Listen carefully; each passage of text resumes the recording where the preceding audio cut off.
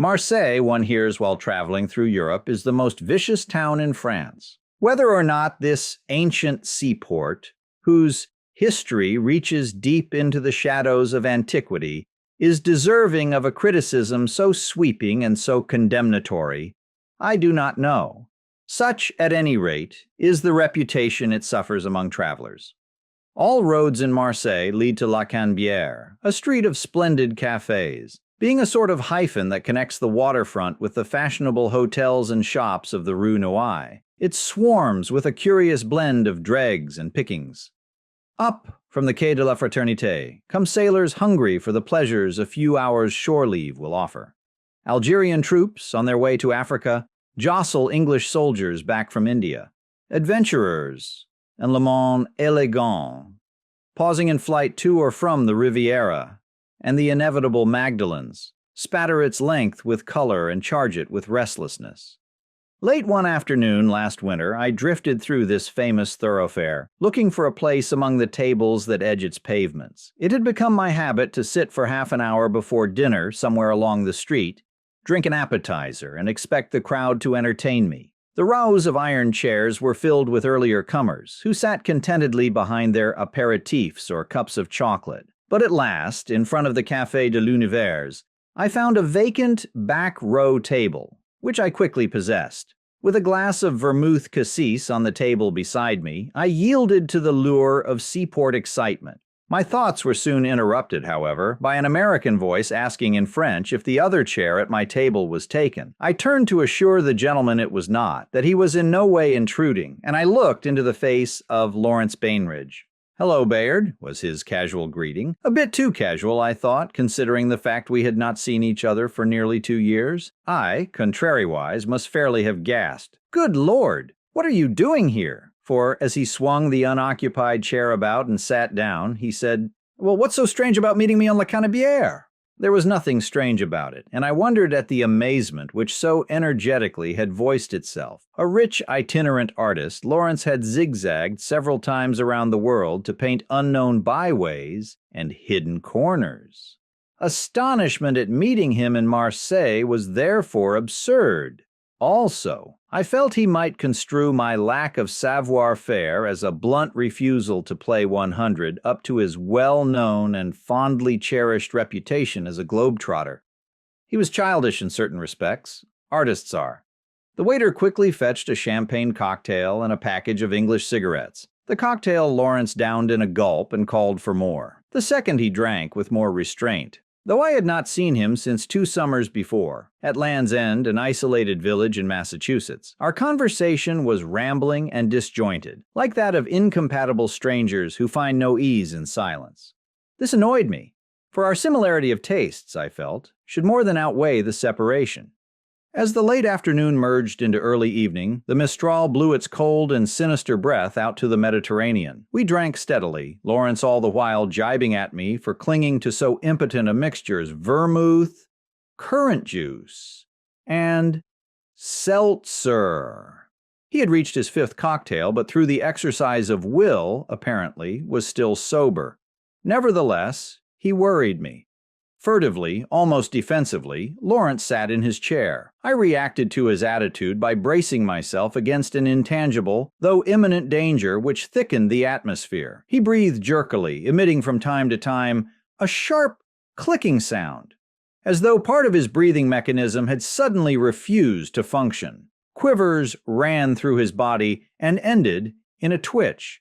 But he spoke with a crisp enunciation, and so precisely that each word seemed to have been scoured and weighed before utterance. On not a syllable was the check rein loosened. I sensed a splendid effort at self-control. I suddenly recalled the wild absurdity of Lawrence's recent work. In Paris, 3 months before, I had gone to his exhibition at the Vendôme Galleries and left the place convinced that Lawrence Bainbridge had gone stark mad.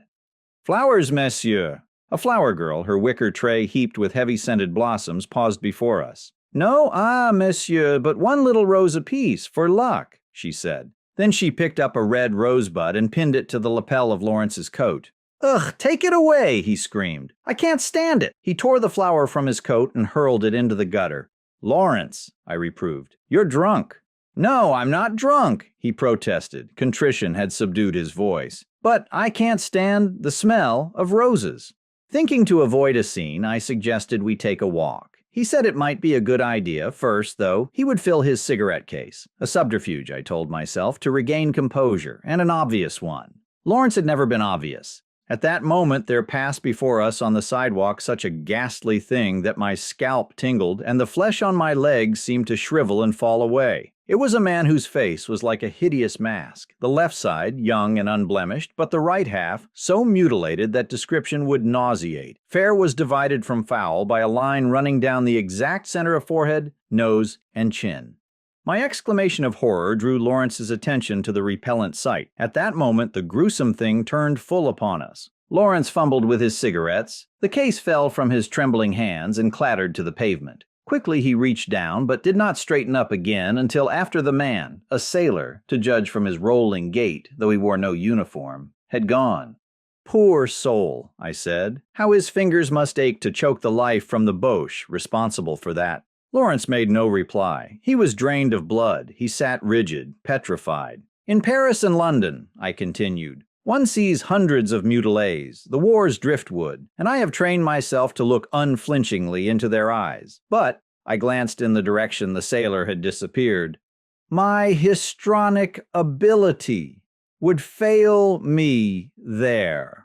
Still, Lawrence made no move or sound. That he was profoundly touched, I knew, for a sensitiveness, abnormal in its refinement, had been his lifelong curse. It had prevented his marriage to a young woman in whom were combined, he thought at one time, all the qualities that appeal to a man of aesthetic temperament. In his studio one afternoon, they were planning for the wedding. Lawrence recalled a newly acquired object d'art and took it from a cabinet. The treasure was an exquisite bit of ancient Egyptian glass, a spherulate bowl, so delicate of line, and so ethereally opalescent of color, that it always made me think of a bubble poised to float away. I can imagine how he carried it across the room, with that caressing touch of velvet-tipped fingers peculiar to artists. The young woman, in order to examine it closely, grabbed the bowl and proceeded to paw it as a prospector might a bit of rock. Lawrence said afterward that had she struck him, he could not have been more shocked. He broke the engagement that afternoon. "Come, drink up, man," I urged. "Stop looking as though you'd seen a ghost." "Things other than ghosts can haunt one," he answered in a pinched tone. We ordered drinks again, with misgivings on my part, for I felt the trembling man opposite me already had had too much. He sat slumped in his chair, shoulders hunched forward, and stared straight before him. Reminiscent or speculative, I could not tell. Then he began to tell me a story that explained many things. His words were no longer crisp. He now spoke in a heavy, monotonous way, with many pauses, pressing his hands together in a gesture of anguish. "The odor of that rose," he said, "and the sight. I can't stand the smell of roses, not since 2 summers ago. I met a Portuguese sailor on the wharf one day, you know, in that damn place, Land's End, had planned a canvas, and all summer had been looking for a model, a type. A Portuguese Apollo he was, but a Portuguese devil, too. Didn't find that out till later. I stopped him and asked would he pose. Conceited swine. From his smile I knew it was vanity, not industry, that made him accept." A venomous hate wove its way through Lawrence's phrases. He continued, "Well, he called at my studio the next afternoon, and I started the picture. He was a find, dramatic, an inspiration. During the rest periods, Pedro, that was his name, would lie on the floor and talk about himself while I made tea. God, how vain he was. Boasted of his success with women, his affairs. They were many.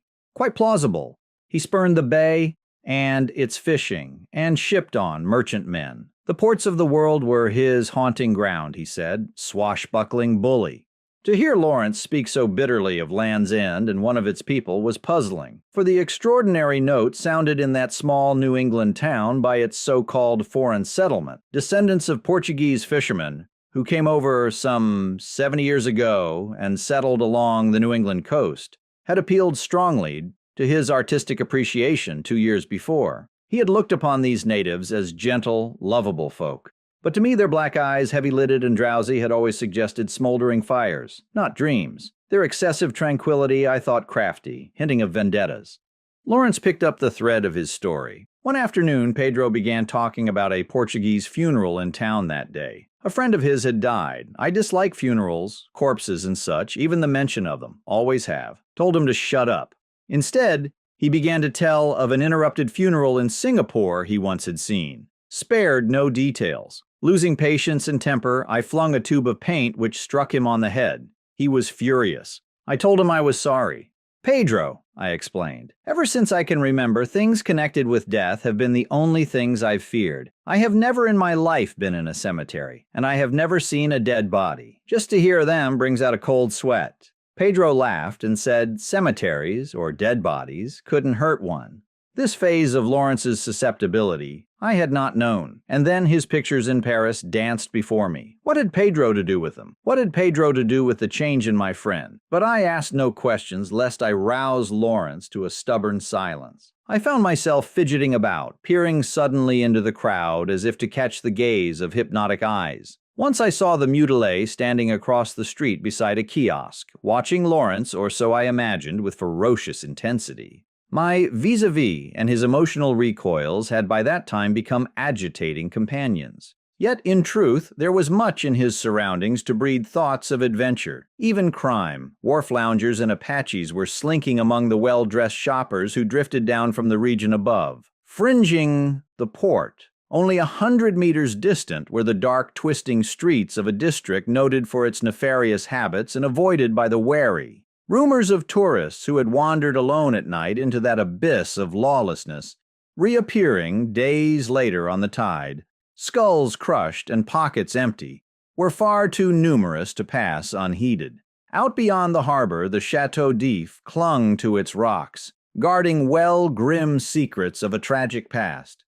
But to return to Lawrence. To blot out the Singapore funeral, he said, I painted quickly. Makes me concentrate. Got so interested I stopped only on account of bad light. Put on my hat and left the studio with Pedro for a walk. Fresh air clears the brain.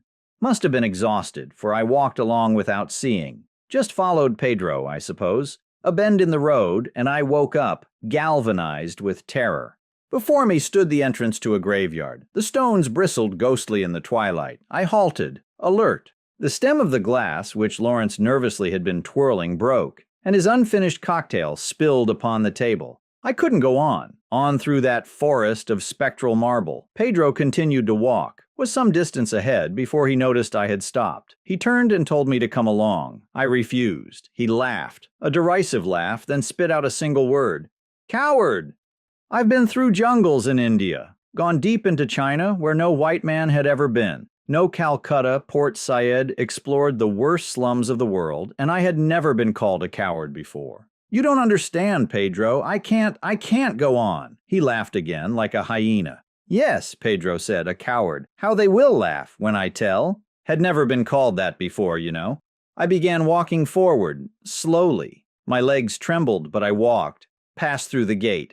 "That's right," Pedro said. "There's nothing to be afraid of." "No, nothing," I answered, my jaws chattering. Then Pedro said, "I'm going to the grave of my friend who was buried today and say a prayer. Take a rose from his grave and dry it, to carry in a little bag. Always. For good luck. No harm comes then. You'll take a rose, too." I saw a large mound of flowers. The air was strong with perfume. Roses. We reached the grave. Pedro stopped, knelt down, and said a prayer. Shadows under the trees were black, and the leaves rattled like bones. I wanted to run, but I stood beside Pedro and shivered. Pedro took a rose from the grave and put it in his pocket. Then he took another, got up, and offered it to me. "No!" I cried, drawing away. "I won't touch it." Pedro said, "You've got to be cured." He pointed to a large, flat stone lying flat on the ground beside him and explained, "Over 100 years ago, you can see the date when it's light, a funny man had this grave made, built it like a cistern, brick walls. Look!" And he slid the stone to one side. Pedro was strong. I refused to look, kept my eyes on the path. A gust of wind blew my hat against Pedro and it fell to the ground. As I stooped to pick it up, he pushed me into the grave. The horror of this piece of perversity got me. "Lawrence," I exclaimed, "you don't mean it." Yes, he answered in that new tone, so flat and spiritless. I sank into something, soft. Pedro's laugh sounded far away, and he closed up the grave with the stone. My throat was in a vice, couldn't make a sound, tried to gather strength for one big scream, then something somewhere in me snapped. Ching! It went, soft and little. Don't know how long I was there. It seemed an eternity. I lived on, with the dead man, and crawling things. I don't know. There may have been nothing at all. At last I saw a rift above, the night sky, and Pedro reached down to pull me out. When he came the next afternoon, I told him I must rest for several days. My nerves were bad. All night I lay awake and thought and planned. At daybreak, I fell asleep. In the afternoon, I went to Boston. 3 days later, back in Land's End, I settled my accounts. All but one. Told the neighbors I was leaving for New York next day. Gave instructions to have my things packed and shipped to me there.